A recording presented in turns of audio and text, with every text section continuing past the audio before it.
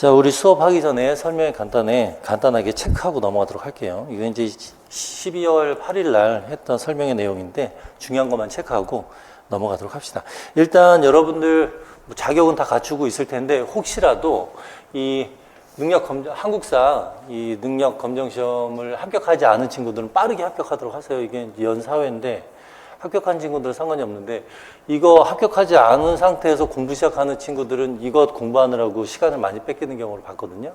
내가 알고 있기로는 2월, 5월, 8월, 10월인가? 이런 수준으로 4번인데 2월 달에 아마 어쨌든 초반에 합격해 주는 게 좋습니다.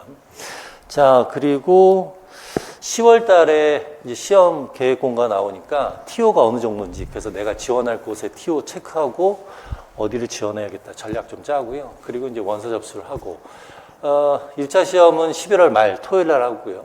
그리고 발표는 12월 말에 발표를 합니다.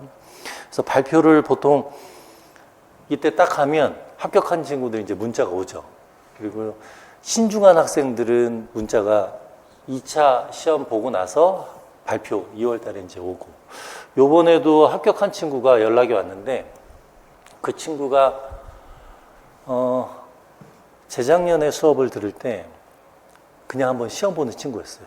그래서 모의고사를 재작년에 수업을 듣는데 모의고사 딱 첨삭을 해줬는데 56점 만점에 10점이 나오는 거예요. 그래서 계속 10점대예요. 그래서 한번 상담을 했죠. 왜 수업을 들었니? 그랬더니 혹시 그냥 테스트 하려고 수업 들었어요? 그랬더니 테스트 겸 경험 쌓으려고 시험을 한번 봤다고 하더라고요. 보통 그렇게 경험 쌓으려고 시험 보는 친구들이 있거든요. 아, 그래요? 그랬더니 이제 뭐 이런저런 얘기하면서 이제 내년부터 본격적으로 할 거다. 알았다 그랬는데 그 친구가 작년에 이제 수업을 들었어요. 일반 생물학부터. 이제 수업을 듣는데 정말 기본적인 내용부터 이제 질문을 차근차근 하면서 열심히 수업을 듣더라고요. 근데 뭐 가끔가다 결석도 하고 일이 있으니까 지각도 했는데 그래도 뭐 차근차근 수업 잘 들었던 친구고 모의고사 때도 뭐 1등은 아니어도 중상위권 정도? 근데 요번에 연락이 왔더라고요. 연락이 와가지고는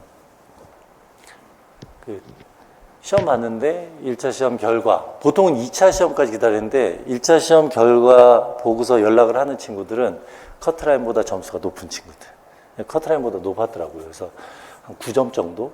보통 이제 커트라인보다 9점 정도 높으면 2차 시험을 정말 깽판 치지 않은 이상은 합격하거든요. 그래서 보통 이제 그런 친구들이 1차 때. 그러니까 지금 앞에 있는 친구들, 그 다음에 인강 넣는 친구들도 연락해요.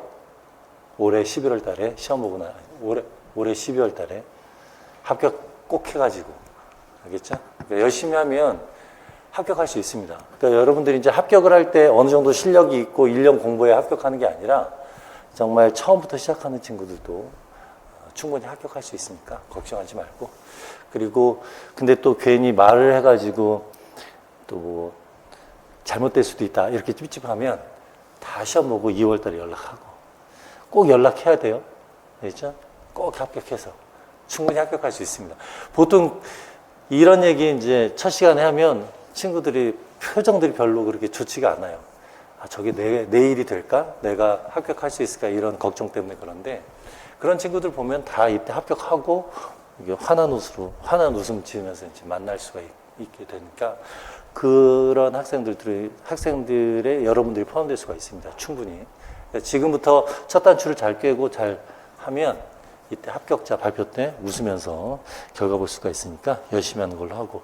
그리고 이제 경쟁률도 예전에 비해서 많이 줄어들고 있어요. 예전에는 평균 한 10대 1, 11대 1 요 정도였는데 지금 경쟁률은 8대 1 정도로.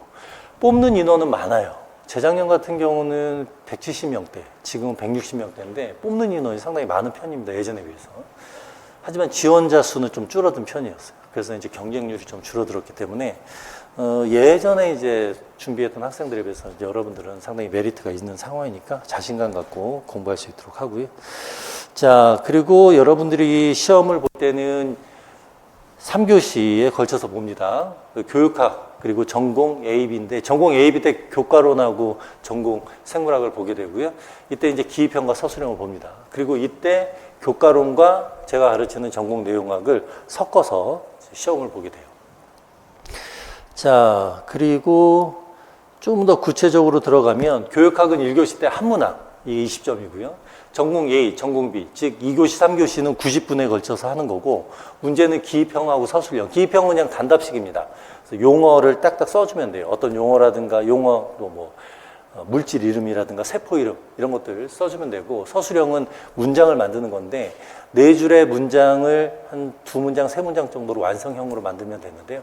이 문장을 만드는 게 여러분들이 문장 실력을 보는 게 아니라 그 내용을 알고 있는지를 물어보는 것이기 때문에 키워드 중심으로 문장만 만들면 됩니다. 그리고 이 서술형 문제를 낼 때 그 키워드를 제시를 하라고 구체적으로 작성 방법에서 표시를 해주니까 키워드를 찾고 그 키워드로 문장만 만들면 된다라는 생각으로 어렵게 생각할 필요는 없습니다.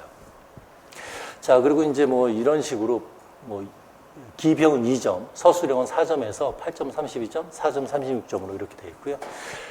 그래서 전체 80점인데 교과론의 경우에 있어서는 대략 30%, 그 다음에 전공 내용학 같은 경우는 70%. 그래서 80점에 70%니까 56점. 실제로 56점이 제가 가르치는 곳에서 문제가 출제가 됩니다. 자, 그렇게 이제 3교시에 걸쳐서 시험을 보게 되는 것이고요. 그러면 이제 11월 달 말에 마지막 주에 시험을 보고 12월 달에 결과를 기다리고 합격자 발표가 나면 그 합격한 대략 한 1.5배수로 합격자를 뽑습니다. 그리고 그렇게 합격한 사람들이 2차 시험을 보게 되는데 2차 시험은 각 교육청마다 다르기 때문에 자신이 지도한 그 원서를 넣은 곳에 교육청의 내용을 보고서 준비할 것들을 준비를 해줘야 돼요. 어떤 곳은 실제 실험도 하니까 그런 거 고려를 잘 해줘야 됩니다. 그리고 출제 원칙은 여기에서 보면 누구나 충실히 이수한 자면, 공부를 열심히 한 자면 풀 수 있는 문제로 나오니까 여러분들 다 풀 수 있다라는 생각으로 열심히 해주면 됩니다. 그런데 대학교 수업을 열심히 들었다고 해서 이 시험을 풀 수 있진 않아요. 왜냐하면 아무래도 학교에서는 시간 제한이 있고 좀 전문적으로 가르치지 않다 보니까요. 충분히 풀 수는 없습니다. 그래서 보통 이제 4학년 마친 학생들이 시험 삼아 시험 봤을 때 성적이 안 나오는 거예요. 근데 학원에서는 우리가 이제 시험에 특화된 그 강의를 하기 때문에 여러분들이 학원 수업을 충분히 들으면 열심히 하면 충분히 풀 수 있고 합격할 수 있으니까 자신 있게 도전할 수가 있겠죠. 자신감을 갖는 게 좋고요. 그리고 공부할 때 여러분들이 그냥 머릿속에만 집어넣지 말고 이론 공부를 할 때도 답을 쓰는 그런 연습도 할 필요가 있습니다. 왜냐하면 여러분들이 시험을 보고 채점을 하는데 채점하는 사람이 3명이에요. 그 3명이 대략 한 1,300명에서 1,500명 정도를 1,500명 정도의 시험 답안을 다 채점을 한 달 내에 끝마쳐야 돼요. 그러다 보니까 여러분들이 쓴 답안을 꼼꼼하게 볼 여유가 없습니다. 그 얘기는 여러분들이 답안을 쓸 때 채점자의 눈에 띄게끔 답안을 쓰는 게 필요하다는 얘기예요. 이런 얘기를 왜 하냐면 모의고사 때 시강생들 첨삭을 하게 되면 알고 있는 것 같은데 답안을 너무 좀 알아보기 힘들게 쓰는 친구들이 있어서 내가 답안을 채점을 할 때 꼼꼼하게 봐야 되는 수고가 있는데 나 같은 경우는 꼼꼼하게 보지만 실제 채점자들은 3인이 그 많은 사람을 독립적으로 채점을 해야 되기 때문에 꼼꼼하게 볼 수가 없습니다. 교육학도 채점해야 되죠. 교과론도 채점해야 되죠. 전공 내용학도 채점해야 되기 때문에 여러분들이 답을 쓸 때도 알아보기 쉬운 글씨체 그리고 군더더기 없이 필요한 키워드 위주로 문장을 만드는 연습도 평소에 해둘 필요가 있습니다. 자, 어쨌든 그런 의미에서 채점하는 방식을 여러분들에게 소개를 해줬고 평가 영역을 보면 교과론 같은 경우는 이런 내용들 그리고 제가 가르치는 생물학 내용은 이렇게 많은 내용을 배워야 돼요. 이렇게 보면은 뭐 유전학, 세포생물, 분자생물, 생화학 뭐 이러면 되게 복잡하기 때문에 이것을 크게 4영역으로 나눴습니다. 세포학, 유전학, 동물생리학, 그다음에 식생분진이고 여러분들이 배울 내용이 이 4가지 영역에 다 들어있고요. 이 4영역을 보면 출제 정도를 보면 세포학, 유전학 합쳐서 50%, 그 다음에 동물생리학하고 식물학, 생태학, 분류진화학 합쳐서 50%. 그러니까 골고루 나온다라고 생각하면 돼요. 그런데 좀 다른 점이 있다면 동물생리학 같은 경우는 배우는 내용은 이만큼 많아요. 그에 비해서 문항수는 이 정도예요. 자, 식물학, 생태학, 분류진화학은 배우는 수준은 요만큼이에요. 내용적으로. 근데 출제되는 부분은 요 정도예요. 그러니까 배우는 내용에 비해서 출제 빈도가 높다라고 볼 수가 있겠죠. 그래서 식생분진 같은 경우는 식물학, 생태학, 분류진학은 배운 내용을 다 머릿속에 집어넣는 게 좋습니다. 출제 빈도 높고 웬만한 건 다 나오니까. 하지만 동물생리학 같은 경우는 이만큼 넓은 범위에서 적은 문제가 출제가 되기 때문에 너무 디테일한 부분을 공부할 필요는 없고요. 중요한 파트 부분을 공부하면 충분하다 이렇게 보면 되겠고요. 지금 이제 2024학년도 작년의 경우에 있어서는 세포학에서 5문제, 유전학에서 3문제인데 요거는 그때그때 이제 순서는 변합니다. 유전학이 많이 나올 때도 있고요. 동물생리학은 5문제, 식생분진 4문제인데 동물생리학은 배우는 범위가 넓기 때문에 4문제, 5문제라 하더라도 범위에 비해서는 문항수가 적다 이렇게 볼 수가 있습니다. 어쨌든 이런 식으로 기평 6개 문항은 모두 다 전공 내용학에서 나오고 서술형 같은 경우는 17문항 중에서 6문항은 교과론, 11문항은 전공 내용학에서 나온다 이렇게 생각하면 되겠습니다. 자, 그럼 어떤 식의 문제들이 출제가 되느냐? 용어 이런 것들. 서술형도 이러한 용어들을 넣으라는 문제들이 나옵니다. 이따가 예시를 보면 알 수가 있는데요. 그래서 단량체, 전구체, 세포 이름, 효소 이름, 그 다음에 실험 방법, 이 용어들, 현상, 그 용어들을 묻는 문제들이 나오니까 이런 것들은 다 알아둘 필요가 있고요. 조절 기작 과정도 이해해야 되고, 그 다음에 기출된 문제가 변형되는 경우가 있습니다. 특히 이제 임용 같은 경우는 대략 한 10년 전후의 문제를 약간 변형시켜서 문제가 나오기 때문에 여러분들이 나중에 우리가 모의고사, 그 전에 문제풀이 할 때 이러한 기출 문제들을 보면서 용어들, 특정 용어들, 단량체, 전구체 나오면 그런 것들을 체크해서 외워둘 필요가 있어요. 그래서 노트에다가 기입을 해놓고 노트 가지고 복습할 때 기출문제에 출제됐던 그런 용어들을 다시 한번 보는 식으로 공부할 필요가 있고요. 자, 그 다음에 이제 뭐 수식 이용. 이 수식 같은 경우는 실제로 직접 그 수식을 쓰라는 문제가 출제된 적도 있습니다.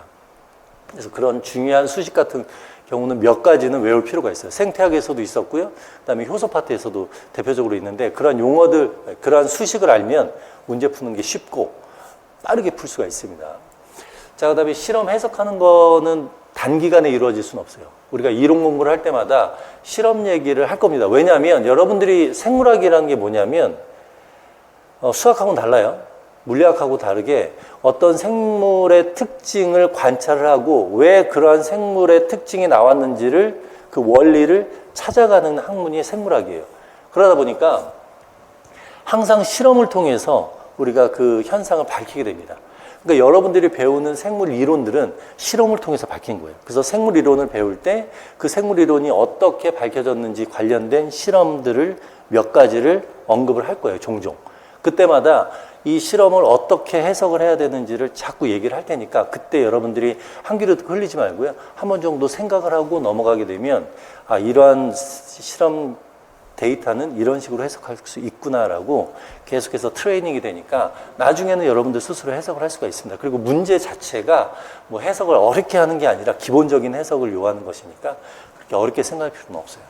자, 그 다음에 이제 요즘에는 워낙 그 오랫동안 출제가 중요한 부분은 출제가 됐기 때문에 계속 똑같은 걸 출제할 수가 없다 보니까 좀 확장된 개념을 출제를 하게 됩니다. 그래서 중요하지 않은 내용들이 출제가 되기도 해요.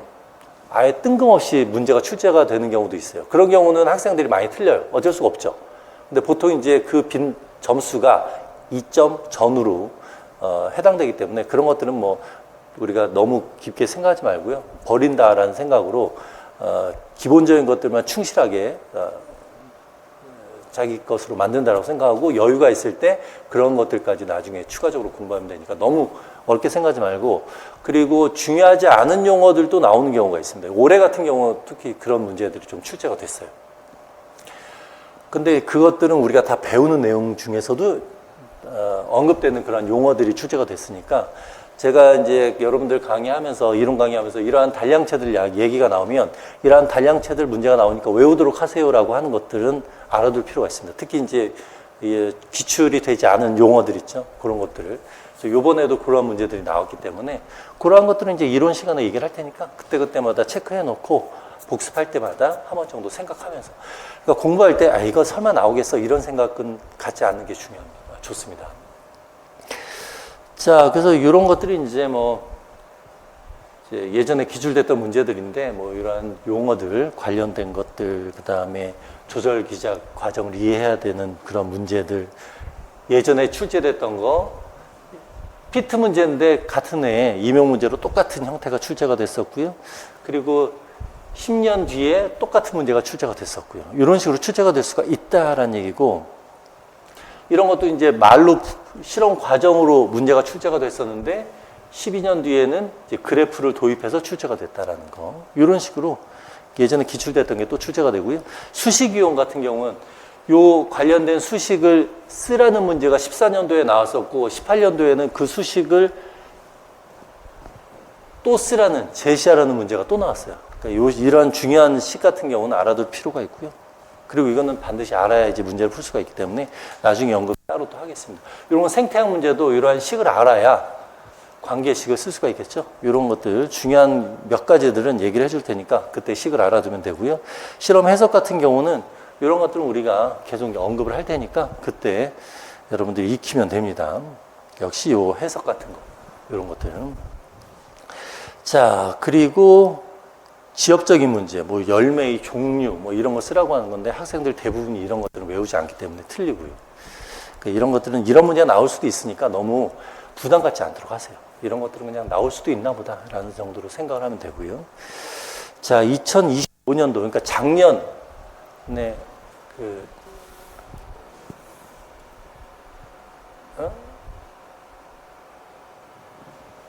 5년도가 아닌데 4년도인데. 우리는 지금 준비를 25년도 준비하고 있죠. 작년이니까 4년도 대비 출제 특징을 보면 기출문제 변형한 문제가 출제가 됐습니다. 특히 미트디트 피트 쪽에서는 출제가 됐었는데 임용에서 출제되지 않은 문제가 출제된 건데요. 이따가 간단히 보여줄 텐데 그 자가 불합성이라는 표현이 있어요. 이게 이제 미트디트 피트 쪽에서는 출제가 이제 됐었던 건데 임용에서는 출제가 안 됐죠. 근데 요번에 임용에서도 출제가 됐습니다. 식물학 파트에 나와 있는 내용인데요. 그래서 이제 미트디트 피트에서 나왔는데 임용에서 나오지 않은 그런 문제들도 출제가 될 수가 있으니까 나중에 또 그런 것들 체크를 할 거고 이론 시간에도 그런 것들 얘기를 언급을 할 겁니다. 자, 그리고 전체적으로 문제가 평이했어요. 그래서 그런지 제 학생들 그 결과가 보면 모의고사에 비해서 성적이 좀 잘 나와서 뭐 합격했다고 그렇게 연락이 왔다는 얘기죠. 그리고 여기서 말하는 지엽적이라는 것은 아까 뭐 열매 종류와 같은 그런 지엽적인 것이 아니고요. 중요도가 낮은 용어들. 이미 우리가 수업 시간에 배워서 학생들 입장에서는 이거 그렇게 중요한 것 같지 않은데라고 생각했던 그런 문제들이 출제가 됐었고요. 그리고 이번 연도의 큰 특징 중에 하나가 서술형 문항에서 제시되는 작성 방법의 수가 예전에는 보통 2개였어요. 이번에는 3개예요. 문항수가 2개에서 3개로. 왜 3개로 증가했냐면 보통은 이제 무엇을 설명하라 라는 식으로 그 작성 방법이 나오는데 작성 방법에서 어떤 세포 이름 묻는다라든가 효소 이름 묻는다라든가 이러한 기입 형식으로 작성 방법을 제시를 하기 때문에 어쩔 수 없이 2개 가지고서는 너무 서술형 문제가 안 되니까 작성 방법을 3개로 제시하는 그런 문제들이 거의 대부분이었어요. 그런 좀 변화가 있습니다. 자, 그래서 2024학년도 때 문제를 보면 요거 지금 여기에서 이제 간극 유전자를 물어보는 것이거든요. 이거 예전에 문제가 출제가 됐던 문제입니다. 예전에 이제 간극 유전자, 쌍지배 유전자 언급을 하면서 순서를 묻는 문제가 2000년 초에 문제가 출제가 된 적이 있었는데 그 문제가 또 나온 거예요. 학생들에게 요거 또 나올 수 있으니까 유전자 이름을 알아둬라 라고 했거든요. 예전에는 간극 유전자, 쌍지배 유전자를 문제에서 제시를 했어요.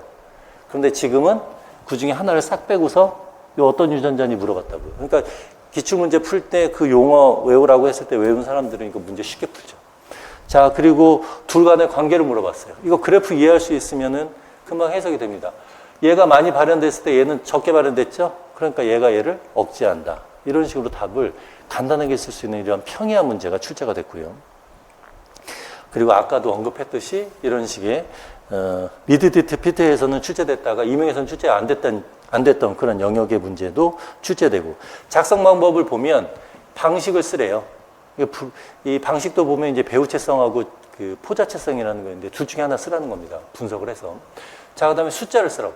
그럼 방식 쓰고 숫자 쓰라는 건 특정 용어만 쓰는 것이니까 기입형처럼 쓰라는 얘기가 되죠. 그 얘기는 아직 서술형을 쓸 만한 게 없다는 얘기예요. 그래서 서술형을 쓸 만한 그 내용으로 의의를 설명하라. 그러니까 요거 하나 하고 요거 하나 하기에는 너무 그 답안 내용이 적으니까 이 두 개를 합쳐서 작성 방법을 3개. 그러니까 여러분들은 공부를 할 때 키워드 중심으로 공부를 하는 게 좋습니다. 답안을 쓸 때는 그 키워드에다가 키워드를 문장 형태로만 바꾸면 되기 때문에 그래서 서술형도 거의 기입형 수준이다라고 생각하면 되겠어요. 자, 어쨌든 이 정도로 우리가 분석을 해봤고요. 여러분들이 생물학 공부를 할 텐데 아까도 언급했듯이 4개의 영역을 합니다. 세포학, 유전학, 동물생리학 하고요. 그 다음에 식물학, 생태, 분류진화학 해서 4개의 영역인데 우리가 그 생물의 체계를 한번 보면 이 체계의 기본 구조입니다. 원자부터 이제 얘기를 할 수가 있어요. 모든 물질은 원자부터 출발하니까. 원자가 분자를 만들고요. 분자가 세포 소기관 세포를 만들죠. 자, 여기까지가 세포학이에요. 그래서 세포 내에서는 어떠한 물질들로 구성되어 있는지 고분자에 대해서 배울 거고요. 그 고분자가 구성하는 세포 소기관들이 어떤 일들을 하는지 배우는 게 세포학이에요. 자, 그럼 이러한 일들이 고분자가 만들어지고 세포 소기관이 만들어지고 여러 가지 세포 내에서 생명 현상이 일어나는 것들은 다 유전자가 가지고 있는 유전 정보에 의해서 일어납니다. 그 유전 정보가 단백질로 또는 RNA로 발현이 돼야 이 고분자에 의해서 생명 현상들이 일어나는 것이죠. 그러니까 그러한 유전 정보가 발현이 되고 그렇게 어떤 여러 가지 표현형으로 드러나는 과정 전반이 유전학이에요. 여기까지가 유전학이에요. 자, 그 다음에 동물생리학이라는 것은 세포로 구성된 조직이 기관을 형성하고 기관계를 형성한 다음에 개체를 만들게 되죠. 그럼 개체가 활동한다라는 얘기는 기관계가 제대로 작동하기 때문에 그렇기 때문에 기관계를 각각의 기관계별로 공부를 하는 것이 동물생리학이에요. 그래서 각각의 기관계별로 우리가 다 배울 겁니다. 자, 그럼 이제 개체가 됐죠? 개체부터 개체군, 개체들이 모여서 또 개체군들이 모여서 군집이 되는 것이 이게 이제 전체 생물이고요. 이 생물의 무생물적 요소를 합치면 생태학이에요. 그래서 이 전체가 생태학이고 그러면 이 생태학에는 생물적 요소와 무생물적 요소가 있는데 이러한 다양한 생물적 요소가 어떻게 만들어졌는지 그게 진화고요. 그렇게 다양한 생물을 특징별로 나누어서 분류하는 것이 분류학이고요. 그리고 식물학은 동물생리와 그러니까 식물생리는 동물생리하고 차이점이 좀 있습니다. 그러한 차이점을 가지고서 우리가 공부를 하니까 우리가 식물학은 따로 배우게 됩니다. 그래서 공부를 어떻게 할 거냐면 원자 수준부터 배울 거예요. 차근차근. 그래서 마지막에 생태학, 식물학까지. 여러분들은 이 내용들을 다 배운다 생각하면 돼요. 머릿속에 여러분들이 뭘 배워야 될지 배우면서 어떤 걸 공부하고 어떤 걸 머릿속에 집어넣고 어떤 식으로 공부를 해야 될지를 미리 지금 체크를 해줘야 됩니다. 그래서 지금 아주 커다란 뼈대를 우리가 지금 만들고 있는 거예요. 두개골 형성했고요. 척추뼈 형성하는 과정이 지금 이 과정이에요. 여러분들은 이걸 순서대로 배울 겁니다. 자, 지금 보면 알 수 있듯이 원자 분자들이 결과적으로는 개체를 만들죠. 그러면 개체들이 어떤 일을 할 때는 기관계가 일어나는데 기관계는 조직으로 구성되어 있고 조직은 세포로 구성되어 있죠. 그러니까 기관계에서 일어나는 일들은 결국에는 이 분자들에 의해서 일어나는 거예요. 그러니까 우리가 나중에 기관계를 배울 때 바로 이 분자 수준 얘기가 계속 나옵니다. 세포 수준 얘기도 계속 나오고. 그래서 기관계에서 일어나는 어떤 물질의 세포를 통한 이동, 그리고 그 세포가 신호를 받는 과정, 그리고 그 기관과 기관 간에 연결을 해주는 그러한 신호 분자들, 그런 것들은 다 분자 수준이에요. 그러니까 여러분들은 생물학을 할 때 가장 중요하게 공부해야 되는 부분이 어디예요? 분자예요. 이게 분자라는 것이 고분자라는 것이 생화학 파트다라고 생각하고 어렵게 생각할 필요가 없습니다. 여러분들은 화학을 공부하는 게 아니라 화학 중에서도 생물학과 연관된 화학만 공부하면 되니까 이만큼의 화학 부분 중에서도 요만큼만 알면 돼요. 정말 기본적인 지식만 알면 되니까 그 내용을 어렵다라고 밀쳐내지 말고 자기 걸로 받아들여야 돼요. 그래서 저는 항상 수업을 할 때 이 부분을 자세하게 합니다. 그리고 이 부분에서 문제가 많이 나와요. 특히 고분자 중에서도 단백질 파트가 가장 많이 나오니까 그 부분 할 때는 여러분들이 제발 항상 매해마다 하는 얘기인데 제발 신경을 써줘야 돼요. 이 부분에서 어긋나잖아요. 그럼 분자에 의해서 일어나는 세포 소기관 내용이 이해가 안 되고 세포가 하는 작용들이 이해가 안 돼요. 자기 걸로 온전하게 이해를 못 해요. 자기는 이해했다고 착각을 해요. 그런데 나중에 아웃풋을 하려면 이해가 100% 안 된 상태에서 아웃풋을 하면 이해가 안 되니까 아웃풋도 안 되고. 그럼 이게 이해가 안 되잖아요? 그러면 기관계가 이해가 안 돼요. 기관계에서 막 나오는 얘기 있죠? 그게 막 머릿속에서 헷갈려요. 그럼 기관계가 이해가 안 되니까 동물생리학까지 제대로 이해가 안 되는 거예요. 어떤 친구들은 유전학이 재밌대요. 반대인 경우가 있어요. 유전학은 재밌대요. 막 유전자가 막 만들어지고 실험 얘기 나오니까 재밌대요. 그런데 동물생리학은 어렵대요. 이게 왜 어렵겠어요? 분자 수준에서 이해가 안 되니까 그 분자들이 세포 또는 기관계 내에서 작용하는 것들이 머릿속에 와닿지가 않는 거예요. 그래서 여러분들 분자라는 개념을 잘 이해해 줘야 돼요. 분자는 고분자 4가지만 잘 이해해 주면 돼요. 그 중에서도 단백질을 특히 잘 이해해 주면 됩니다. 어렵게 생각할 필요 없어요. 첫 단추 잘 끼워줘야 돼요. 항상 강조하지만. 자, 요 내용들을 우리가 기본반 2개월, 그 다음에 심화반 4개월 동안에 마무리를 지어요. 여러분들이 이론 내용을 그 6개월 내에 마스터를 해주는 게 반드시 필요합니다. 그러면 그 다음에 문제 풀이할 때는 알고 있는 이론 내용 가지고서 문제를 푸는 것이니까 문제 풀이가 재미가 있어요. 내가 뭘 모르는지, 뭘 아는지 알면 많이 풀리니까 또 재밌고, 모르는 내용이 있으면 이거 놓칠 뻔했네? 찾아내는 그런 즐거움도 있어요. 그런데 6개월 동안 이론 내용을 자기 걸로 완성하지 못하면 문제 풀이 때 이론 내용 공부하게 돼요. 그러면 이론 내용을 모르니까 문제도 안 풀리죠? 문제 풀 때 시간 걸리죠. 그 문제 풀이 설명을 들을 때 이해도 안 되죠. 그 이론 내용을 또 공부해야 돼요.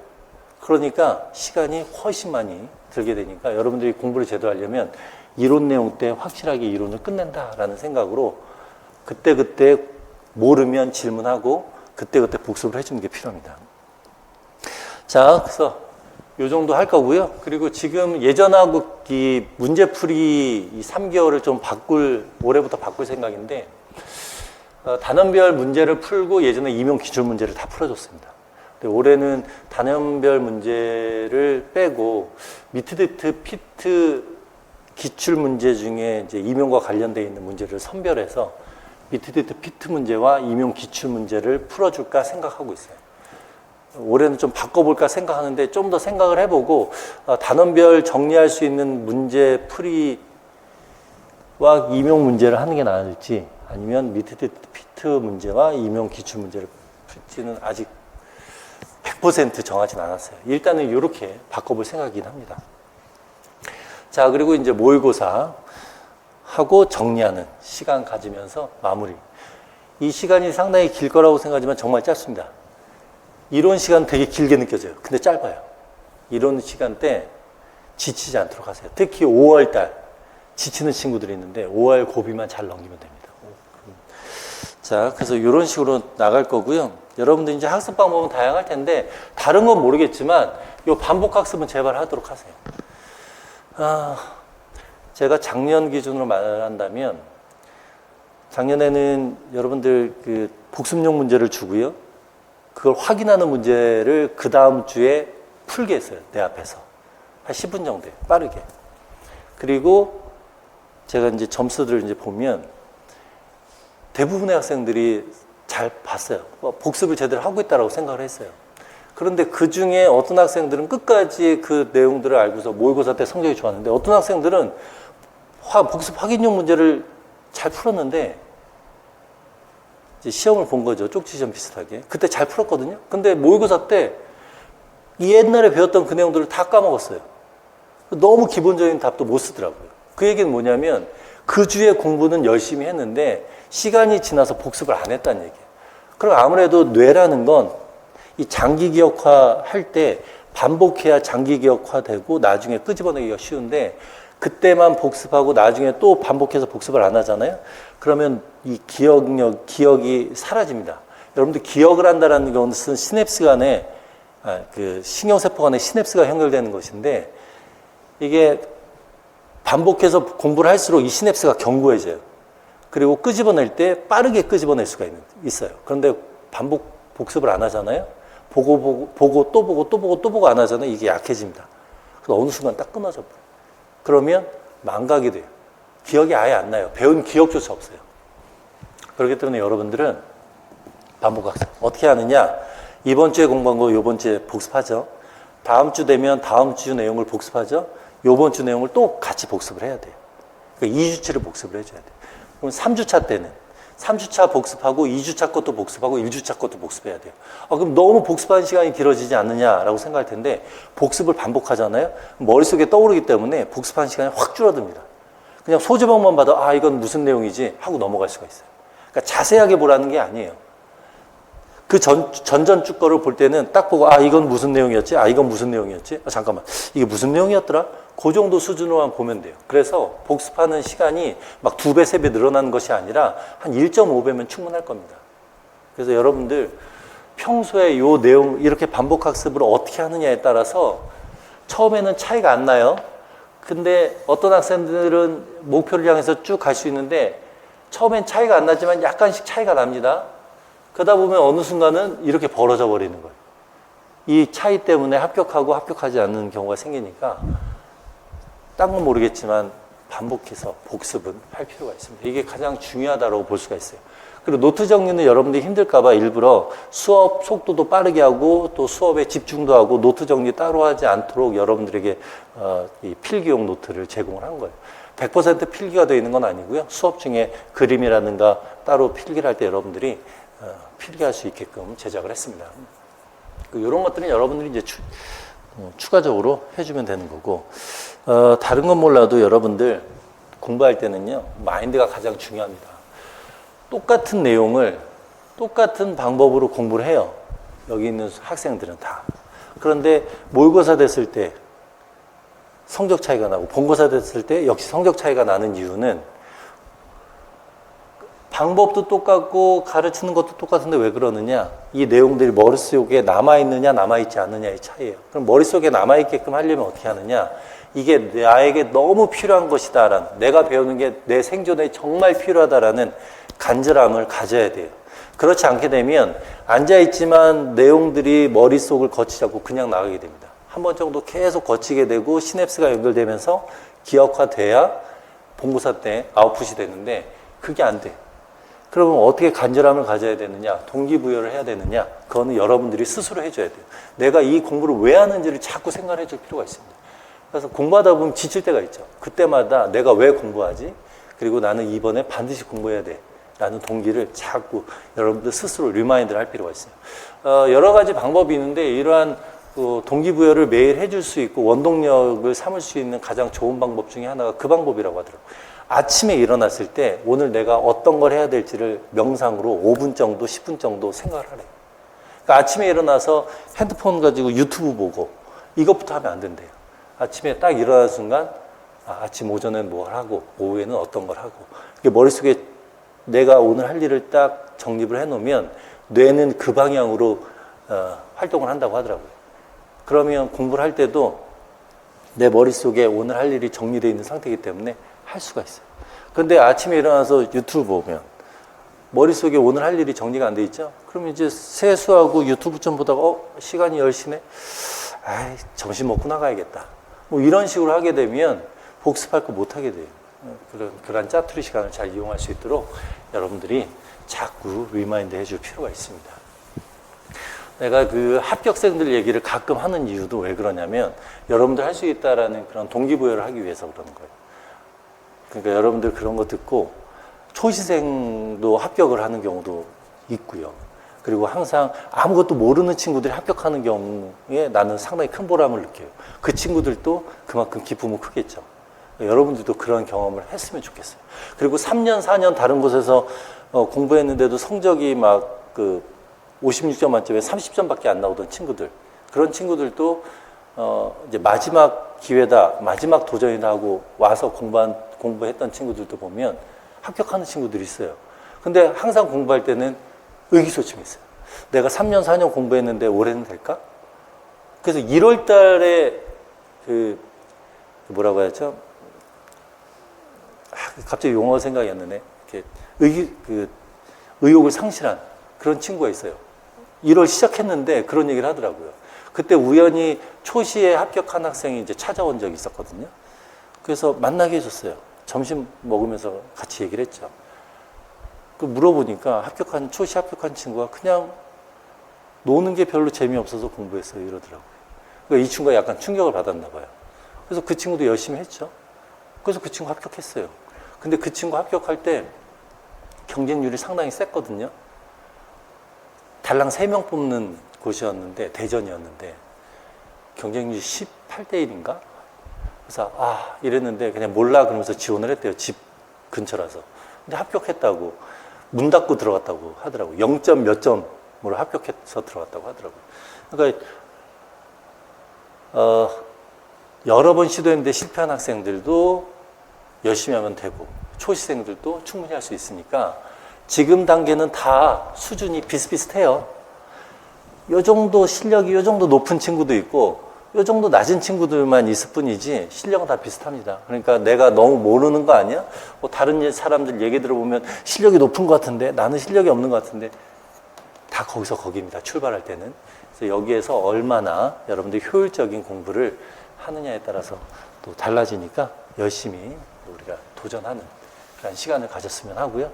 그리고 아까도 얘기했지만 모르면 반드시 질문하세요. 내가 여러분들 모른다고 막 이거 왜 이런 것도 몰라 이런 사람도 아니고 잡아먹는 사람도 아니니까 반드시 물어보도록 하세요. 얘기했죠. 아까도 언급했듯이 질문을 한 학생들이 합격할 확률이 높았습니다. 똑같은 시간, 똑같은 수업을 들어도 그리고 똑같이 눈 초롱초롱하게 앞을 바라보고 있어도요. 질문한 학생들이 항상 합격률이 높았으니까 여러분들이 모르면 꼭 질문하도록 하세요. 그렇죠? 자, 우리 첫 시간에 일부러 이 설명의 내용 간단히 언급한 거는 아무래도 여러분들이 한 번 더 이제 본격적으로 공부하는 상황에서 한 번 더 여러분들이 좀 마음을 다잡게 하고 어떤 식으로 공부해야 될지를 얘기해 주는 게 좋을 것 같아서 한번 언급을 했습니다. 자, 그러면 시간이 좀 그러니까 조금만 우리 쉬었다가 약간 끊는 타임으로 좀 쉬었다가 또 진도를 나가는 걸로 하도록 하죠.